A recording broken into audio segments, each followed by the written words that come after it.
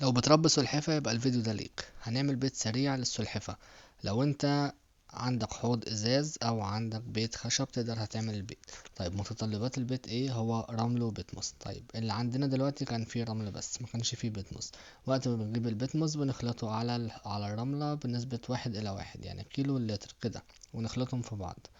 طيب وظيفة الرمل والبتموس ايه؟ بيهدي السلحفة او الكائن الحي ان هو عايش في الطبيعة بتاعته، بيحتفظ بالرطوبة وقت الحر، بيبتدي يلم الفضلات برضه، ما بيعملش ريحة، ونضيف جدا. طيب الحاجات التانية المتوفرة لينا ان احنا عايزينها نعمل مخبأ. طيب دي قص الزرع برضه جبناه على اساس ان هو يبقى مخبأ على قد السلحفة. اول حاجة بتوفرها المخبأ طبعا زي ما انت تحب، حاجة بأي شكل من الاشكال عموما تقدر توفرها بس، وبنحطه في زاوية من الزوايا. ونبتدي مثلا لو عاوز تعمل ديكور في الحوض بتبتدي تعمل ديكور، وتبتدي تحط الزينة بتاعتك او الحاجة اللي انت محتاجها. تقدر تزرع زرع طبيعي لو الحوض بيوصله اضاءة او شمس، زي زي الصبار وزي النعناع وزي الجرجير والحاجات دي. مش عاوز ده برضو حاجة ترجع لك. اهم حاجة بنحافظ على النظافة، وبنحافظ على ان البيت بتاع السلحفة يبقى متوفر، يعني تبقى مساحته مناسبة لحجم السلحفة، وان انت تقدر تربيها في المكان تبقى مرتاحة فيه. بنعمل طبق للأكل، أو بنحط لها مثلا سيراميكا مقلوبة ونبتدي نحط فيها الأكل.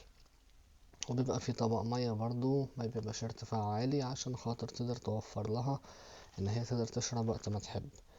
ونبتدي بتحط الأكل عادي في المكان اللي انت خصصته لها، والمية. في الشتاء لازم يبقى في مصدر تدفئة. السلاحف من ذوات الدم البارد اللي ما ينفعش تعيش بدون حرارة طول ما هي في، سواء صيف او شتاء. في الصيف كده كده الجو حار فالسلحفاة بتبقى جسمها دافي، انما في الشتاء بيبقى الموضوع برد، فلازم مصدر تدفئة سواء شمس سواء لمبة تدفئة. ودي كانت وجبة في وقت الشمس، لان الفيديو الصغير اللقطة ديت كانت مع بقية الحيوانات في الصيف. هما كده في البلكونة كانوا بيتشمسوا بياكلوا مع بعضهم. لو عجبتك الحلقة تقدر تقول لنا رأيك، وتقدر تقول لنا لو محتاج تعرف عنهم ايه.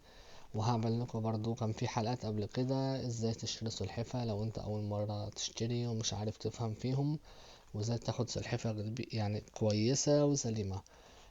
لو السلحفاة بتاعتنا لا قدر الله تعبت نقدر نعمل لها ايه، برضه هتلاقوا فيديو متطلباتها واكلها وبيئتها، كل حاجة موجودة على القناة.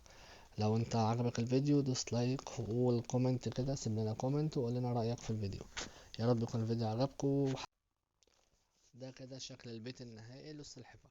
اليوناني بتحتاج بيت كبير، السلكاتة بتحتاج بيت أكبر، المصري هو اللي ما بيكبرش بأحجام كبيرة، نقدر نخليه في الحوض دوت لفترة كبيرة، أو ينفع يقعد على طول فيه لو هو فرد أو فردين.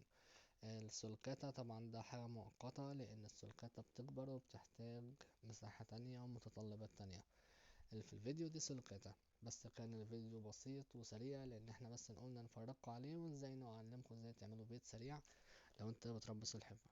يا رب يكون الفيديو عجبكم، والسلام عليكم ورحمة الله.